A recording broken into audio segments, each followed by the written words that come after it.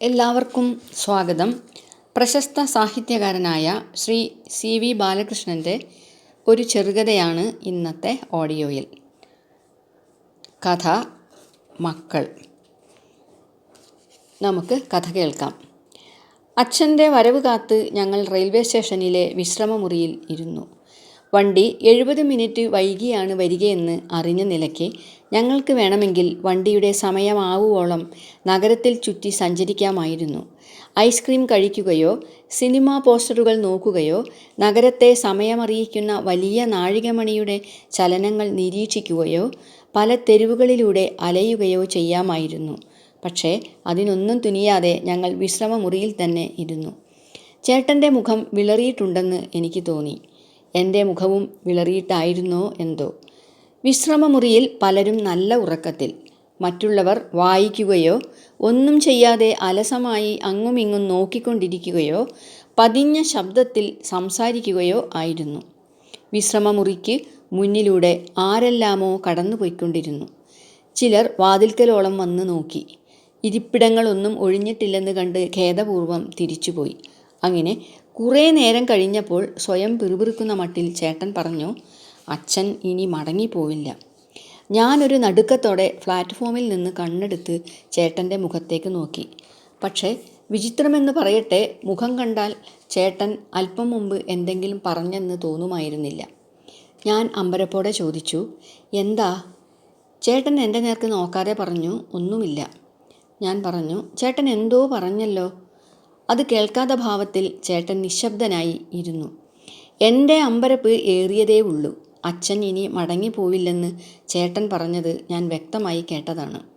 ഒരുപക്ഷെ എനിക്ക് വെറുതെ തോന്നിയതാവുമോ? അതെന്തായാലും അച്ഛൻ ഇനി മടങ്ങിപ്പോവില്ല. മുമ്പൊക്കെ വന്നാൽ അവധി തീർന്ന് ഒരു ദിവസം അച്ഛൻ മടങ്ങിപ്പോകുമായിരുന്നു. അതുവരെ ഞങ്ങളൊക്കെ ഭയന്ന് കഴിയും. അച്ഛൻ്റെ അനുവാദമില്ലാതെ വീട്ടിൽ നിന്ന് പുറത്തിറങ്ങാനാവില്ല. കൂട്ടുകാർ, പുഴ, മുളങ്കാടുകൾ, മരങ്ങൾ, പക്ഷികൾ, കുന്നുകൾ, ആകാശം എല്ലാം ഞങ്ങൾക്ക് അക്കാലത്ത് നഷ്ടപ്പെടുന്നു. വീട്ടിൽ കളിയും ചിരിയും നിലയ്ക്കുന്നു. ഞങ്ങൾ നിശബ്ദരാകുന്നു. അച്ഛൻ്റെ ശബ്ദം മാത്രം ഉയർന്നു കേൾക്കുന്നു. എല്ലാം അച്ഛൻ്റെ ഇഷ്ടം പോലെ. രാവിലെ അച്ഛൻ വിളിച്ചു ചോദിക്കുന്നു, എഴുന്നേറ്റില്ലേ?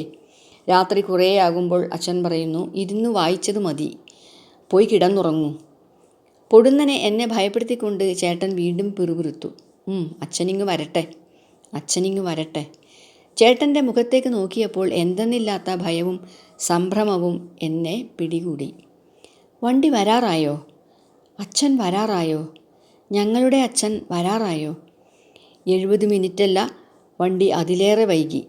അപ്പോഴേക്കും പ്ലാറ്റ്ഫോമിലെ തിരക്ക് അസാധാരണമാം വിധം വർദ്ധിച്ചിരുന്നു. വണ്ടി അടുത്ത ഏതാനും നിമിഷങ്ങൾക്കകം സ്റ്റേഷനിലെത്തുമെന്ന അറിയിപ്പുണ്ടായതോടെ വിശ്രമമുറിയിലുള്ളവർ ഒന്നൊന്നായി എഴുന്നേൽക്കുകയായി. ഉറങ്ങുകയായിരുന്നവരൊക്കെയും പകച്ചുണർന്നു. ചേട്ടൻ എൻ്റെ കൈ പിടിച്ച് എഴുന്നേറ്റു. വാതിൽക്കലെത്തിയപ്പോൾ ഞാൻ അറിയാതെ പറഞ്ഞുപോയി, ഈശ്വരാ, എന്തുമാത്രം ആളുകളാ! മണ്ണ് നുള്ളിയിട്ടാൽ വീഴില്ലല്ലോ. ഈ തിരക്കിനിടയിൽ അച്ഛനെ എങ്ങനെയാ കണ്ടുപിടിക്കുക? ഉടനെ ചേട്ടൻ ഒരു പോംവഴി കണ്ടെത്തി. നമുക്ക് പുറത്തേക്കിറങ്ങുന്ന വഴിക്കടുത്ത് ചെന്ന് നിൽക്കാം, അതേ പറ്റുള്ളൂ. ഞാൻ ആ നിർദ്ദേശത്തോട് യോജിച്ചു. ഞങ്ങൾ തിരക്കിലൂടെ കൈകോർത്ത് പിടിച്ച് മുന്നോട്ട് നീങ്ങി. പ്ലാറ്റ്ഫോമിൽ അനേകം ശബ്ദങ്ങൾ മുഴങ്ങിക്കൊണ്ടിരുന്നു. എതിരെ നിന്ന് അതിവേഗം വന്ന ഒരാൾ എന്നെയും ചേട്ടനെയും 2 ഭാഗത്തേക്ക് തട്ടിമാറ്റി വെപ്രാളത്തോടെ മുന്നോട്ട് പോയി. അയാളെ ഉള്ളാലെ ശപിച്ചുകൊണ്ട് ഞാൻ ചേട്ടൻ്റെ അടുത്തേക്ക് നീങ്ങി. വീണ്ടും ഞങ്ങൾ കൈകോർത്ത് പിടിച്ചു. ഇപ്പോൾ കുറേ കൂടി ഗാഢമായി. വണ്ടിയുടെ ശബ്ദം അകലെ നിന്നും കേട്ടു. ചേട്ടൻ എൻ്റെ കയ്യിൽ മുറുകെ പിടിച്ചുകൊണ്ട് തിരക്കിലൂടെ ധൃതിയിൽ നടന്നു.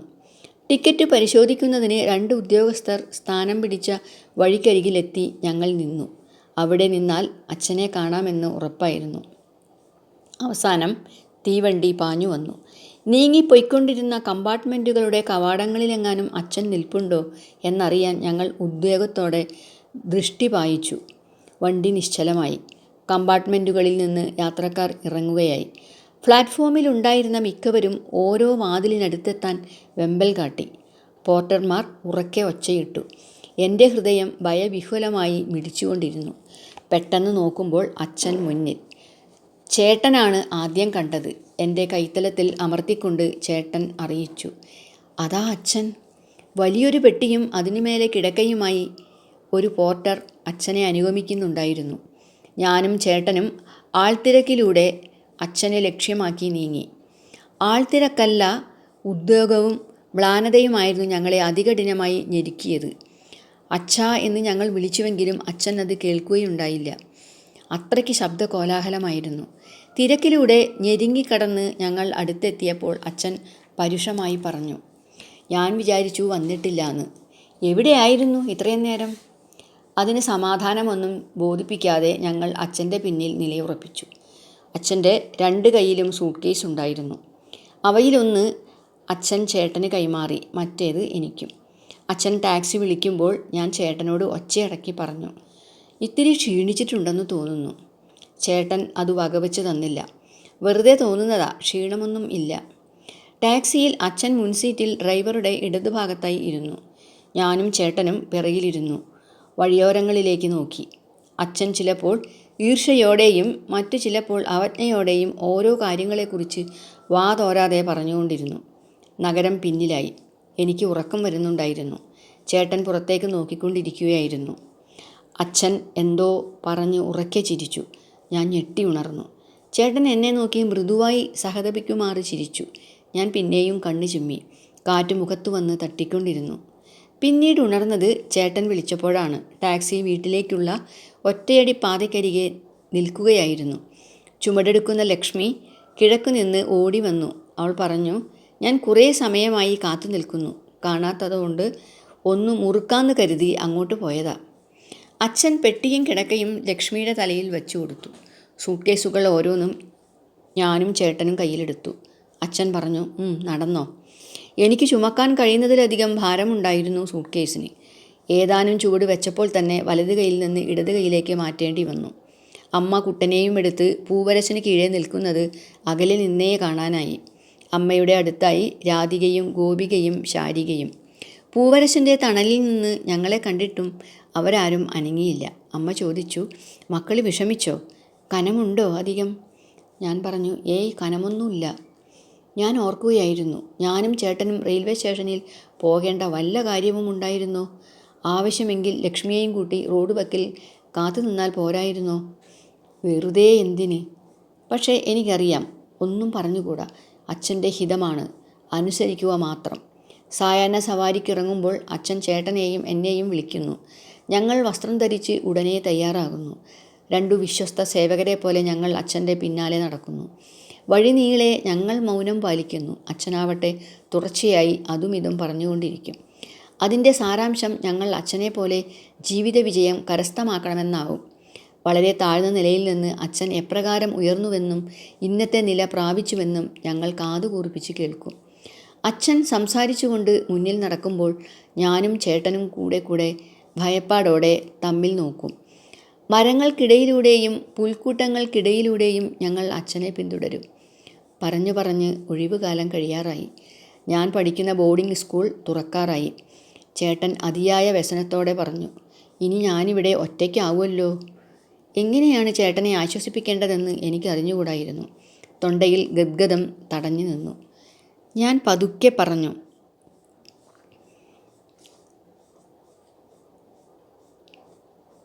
അതിനെന്താ, ചേട്ടന് കോളേജ് തുറക്കുമല്ലോ. ചേട്ടൻ ഒരു നെടുവീർപ്പെന്നോണം പറഞ്ഞു. ഞാൻ ദിവസവും ഇവിടേക്ക് തന്നെ തിരിച്ചു വരേണ്ടേ?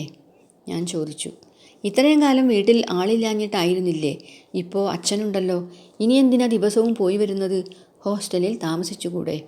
ചേട്ടൻ പറഞ്ഞു, ഹോസ്റ്റലിൽ താമസിക്കാൻ കഴിഞ്ഞാൽ എത്ര നന്നായിരുന്നു. പക്ഷേ അച്ഛൻ സമ്മതിക്കുമെന്ന് തോന്നുന്നില്ല. ഞാൻ പറഞ്ഞു, നമുക്ക് അമ്മയോട് പറഞ്ഞു നോക്കാം. ചേട്ടൻ ഒട്ടും ശുഭപ്രതീക്ഷ കൂടാതെ പറഞ്ഞു, ഫലമുണ്ടാകുമെന്ന് തോന്നുന്നില്ല. അത് തന്നെ സംഭവിച്ചു. കഴിഞ്ഞ 3 വർഷവും ചെയ്തതുപോലെ ചേട്ടൻ വീട്ടിൽ നിന്നുകൊണ്ട് പഠിച്ചാൽ മതിയെന്ന് അച്ഛൻ തീർത്തു പറഞ്ഞു. ദിവസവും അങ്ങോട്ടും ഇങ്ങോട്ടുമായി 4 മണിക്കൂറിലേറെ യാത്ര ചെയ്യേണ്ടതിൻ്റെ പ്രയാസത്തെപ്പറ്റി അല്പം ഒരു ധൈര്യം സംഭരിച്ച് ചേട്ടൻ പറയാൻ തുടങ്ങിയപ്പോൾ അച്ഛൻ ക്രുദ്ധനായി ചാടി എഴുന്നേറ്റു. അച്ഛൻ്റെ കണ്ണുകൾ മദ്യപിച്ചതിനാലാവാം കലങ്ങി ചുവന്നിരുന്നു. പുകയുന്ന കവിൾ തടവിക്കൊണ്ട് ചേട്ടൻ മുറിയിലേക്ക് നടന്നു. പിറകെ നിഴലുപോലെ ഞാനും. ചേട്ടൻ മുറിയിലെത്തി മുഖം പൊത്തിപ്പിടിച്ച് ഒരു കോണിലിരുന്നു. ആശ്വാസവാക്കുകളറിയാതെ ഞാൻ നിന്നു. അച്ഛൻ അമ്മയെ വഴക്കു പറയുന്നത് ഞാൻ കേട്ടു. അല്പം കഴിഞ്ഞപ്പോൾ പിറകിൽ പതിഞ്ഞ കാൽപ്പെരുമാറ്റം. അമ്മ. സ്കൂൾ തുറക്കുന്നതിൻ്റെ തലേന്ന് ഞാൻ യാത്രയായി. ചേട്ടൻ നിരത്തരികിൽ നിൽപ്പുണ്ടായിരുന്നു. ഞാൻ ബസ്സിലിരുന്നു. ചേട്ടൻ്റെ നേർക്ക് നോക്കി. മഴ ചാറി തുടങ്ങിയിരുന്നു. ചേട്ടൻ കുടയെടുത്തിരുന്നില്ല. ചാറ്റൽ മഴയിൽ കൈ ഉയർത്തി വീശിക്കൊണ്ട് ചേട്ടൻ നിന്നു. എനിക്ക് കണ്ണുകൾ നിറയും പോലെ തോന്നി. പുറത്തേക്ക് നീട്ടിയ കയ്യിലാകെ മഴത്തുള്ളികളായിരുന്നു. മഴത്തുള്ളികൾ മുഖത്തേക്ക് പാറി വീണു. ഞാൻ കണ്ണടച്ച് സീറ്റിൽ ചാരിയിരുന്നു. ബസ് പോയിക്കൊണ്ടിരുന്നു. പുറത്ത് മഴ ദുഃഖം പോലെ കനത്തു. ഞാൻ വീണ്ടും സഹപാഠികൾക്കിടയിലെത്തി. ഡോർമിറ്ററി. ആകാശത്തിന് നേരെ തുറക്കുന്ന ജാലകം. ചുവന്ന പൂക്കളും കടും പച്ച ഇലകളുമുള്ള മരങ്ങൾ. പച്ച നിറമാർന്ന മൈതാനം. ലാബ്. 2ാം നിലയുടെ ഇടത്തെ അറ്റത്തുള്ള ക്ലാസ് മുറി. നീണ്ട വരാന്ത. ഞാൻ ബയോളജിയുടെ ക്ലാസ്സിൽ നിന്നിറങ്ങി പ്യൂൺ ഗോമസിൻ്റെ പിന്നാലെ നടക്കുകയായിരുന്നു. താഴെ ഹെഡ് മിസ്ട്രസിൻ്റെ മുറിയിൽ എന്നെ കാത്തിരിക്കുന്നത് ആരെന്ന് ഗോമസിന് നിശ്ചയമില്ലായിരുന്നു. വീട്ടിൽ നിന്നാണെന്ന് മാത്രമേ അയാൾക്ക് അറിയാമായിരുന്നുള്ളൂ. അവിടെ എന്നെ കാത്തിരുന്നത് വീടിനടുത്തുള്ള അച്യുതൻ നായരായിരുന്നു. അയാൾ പറഞ്ഞു, പുറപ്പെട്ടോളൂ കുട്ടിയെ, അമ്മയ്ക്ക് നല്ല സുഖമില്ല. വീട്ടിലെത്തുമ്പോഴേക്കും അമ്മയുടെ ചിത കത്തി അടങ്ങാറായിരുന്നു. ഞാൻ വീടിനോട് ചോദിച്ചു, അമ്മയെവിടെ? എൻ്റെ അമ്മയെവിടെ? വീട് മൂകമായി നിന്നു. ഞാൻ മെല്ലെ അമ്മയുടെ മുറിയിലേക്ക് നടന്നു. വായുവിന് ചന്ദനത്തിരിയുടെ ഗന്ധമായിരുന്നു. മുറിയിൽ ജാലകത്തിനടുത്തായി ചേട്ടനെ കണ്ടു. ഇടതുഭാഗത്തായി രാധികയെയും ഗോപികയെയും ശാരികയെയും കണ്ടു. ശാരിക നിലത്ത് കിടന്ന് ഉറങ്ങുകയായിരുന്നു. കുട്ടൻ രാധികയുടെ മടിയിലും. എന്നെ കണ്ട് ചേട്ടൻ പറഞ്ഞു, അമ്മ പോയി. എവിടേക്കെന്ന് ഞാൻ ചോദിച്ചതിന് ചേട്ടൻ നിസ്സഹായതയോടെ പറഞ്ഞു, അറിഞ്ഞുകൂടല്ലോ. ഞാൻ വിറങ്ങലിച്ച പോലെ നിന്നു. നേരെ ജാലകത്തിനപ്പുറത്തായി ചിത കാണാമായിരുന്നു. ഉറങ്ങിയപ്പോൾ തീയാളുന്ന ഉടലുമായി അമ്മ മുറിയിലേക്ക് വന്നു. ഉറക്കെ കരഞ്ഞുകൊണ്ട് ഞാൻ ഞെട്ടിയുണർന്നു. എന്താണെന്ന് ചേട്ടൻ ചോദിച്ചപ്പോൾ വാതിലിന് നേർക്ക് നോക്കിക്കൊണ്ട് ഞാൻ കരഞ്ഞു. മുറിയിലാകെ മുലപ്പാലിൻ്റെ മണം നിറഞ്ഞിരുന്നു. എൻ്റെ ദേഹം വിറയ്ക്കുന്നുണ്ടായിരുന്നു. ചേട്ടൻ എന്നെ ചേർത്ത് പിടിച്ചു. ഞാൻ ചേട്ടൻ്റെ നെഞ്ചിലേക്ക് ചാരിക്കിടന്നു. ചേട്ടൻ പതുക്കെ പറഞ്ഞു, അമ്മയെ അച്ഛൻ കൊന്നതാണ്. ഞാൻ ഉൾക്കിടിലത്തോടെ മുഖമുയർത്തി. എൻ്റെ മുഖത്തേക്ക് കണ്ണുനീര് വീഴ്ത്തിക്കൊണ്ട് ചേട്ടൻ തുടർന്നു, സ്നേഹിക്കാതെ, ഒരിറ്റ് സ്നേഹം പോലും കൊടുക്കാതെ, ഒരു നല്ല വാക്കുപോലും പറയാതെ. ഞാനിത് ഒരു ദിവസം അച്ഛനോട് പറയും. ഉറക്കെ മുഖത്ത് നോക്കി. ചേട്ടൻ്റെ കണ്ണുകളിൽ നിന്ന് കണ്ണുനീര് ധാരധാരയായി ഒഴുകിക്കൊണ്ടിരുന്നു. ഞാനും കരയുകയായിരുന്നു. ഒരുപക്ഷെ നമ്മൾ രണ്ടുപേരും ചേർന്ന് അച്ഛനെ ഒരു ദിവസം. ചേട്ടൻ പറഞ്ഞു തീർന്നില്ല. മുറിയിൽ വേറെ ആരോ ഉണ്ടെന്ന് എനിക്ക് തോന്നി. ചെവിയോർത്തപ്പോൾ ആരോ വിതുമ്പിക്കരയുന്നത് കേട്ടു. ഞങ്ങൾ സ്തബ്ധരായി ഇരുന്നു. അങ്ങനെയിരിക്കെ വിറയലാർന്ന ഒരു ശബ്ദം, ഒരു തേങ്ങൽ. അരുത് മക്കളെ, അരുത്, അരുത്. ഇതോടെ ഇന്നത്തെ ഓഡിയോ പൂർണ്ണമാകുന്നു. Please subscribe and share my channel. നന്ദി, നമസ്കാരം.